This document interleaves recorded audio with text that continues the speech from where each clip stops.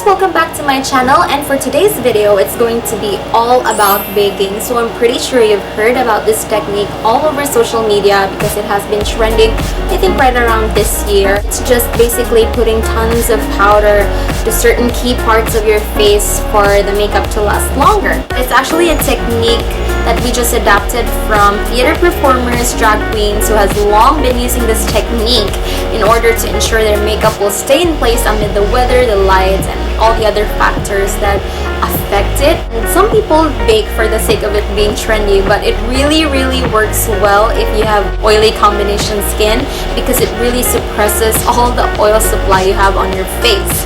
But if you are dry, then the powder will just contribute to the dryness, and it makes it appear cakey in the long run. So if you are oily, then I definitely recommend baking, but if you are dry, then setting might just be the better option, because there is a fine line between setting and baking.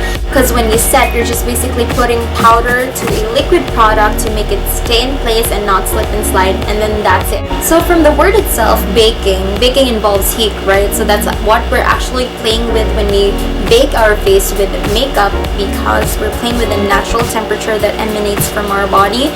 So when we put concealer on certain areas of our face, for example, and put tons of powder over it, we're actually trapping the heat that emanates from the liquid and then the powder, which enables it to cook, literally bake.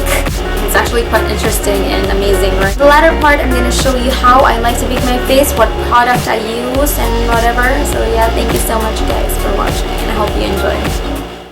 So you first have to conceal the area where you want to bake. So here I'm using my current favorite concealer at the moment. This is the Yves Saint Laurent Touche Eclat concealing pen, and I'm just gonna draw a triangular shape right under my eyes.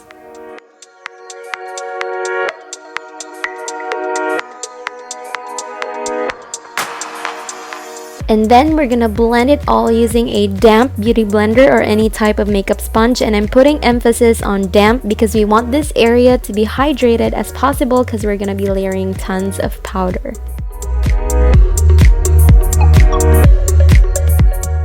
Yay! It's now time to get the baking started. Here I'm using my Nye Luxury powder in banana, and if you guys have warm undertones, I definitely recommend this one for setting your under eye because it's just going to color correct everything for you. Load up your damp sponge with a lot of powder, and by a lot I mean a whole freaking lot, like there's no tomorrow. Just be generous. The key to a flawless bake is pressing it on once per area. Do not go over it again and again, or else it's not gonna have that seamless finish that we all want. I also like to bake the sides of my nose, and you can actually spot bake all the areas that tends to get oily the fastest, and some people even bake their entire face because that really works well if you have super oily skin. After a few minutes, you can now sweep off the excess powder, and make sure to sweep every bit of powder, or else you're gonna look like you've just been drenched with flour, and that's not pretty. I always never forget to highlight whenever I bake to bring back the glow that has been taken away by the powder. Here I'm using the Balm Maryloumanizer highlighting shade, and I'm using my favorite Sigma brush to put it in. Seriously, this brush just puts the product where you need it. Like, can you see that? Yes, bam.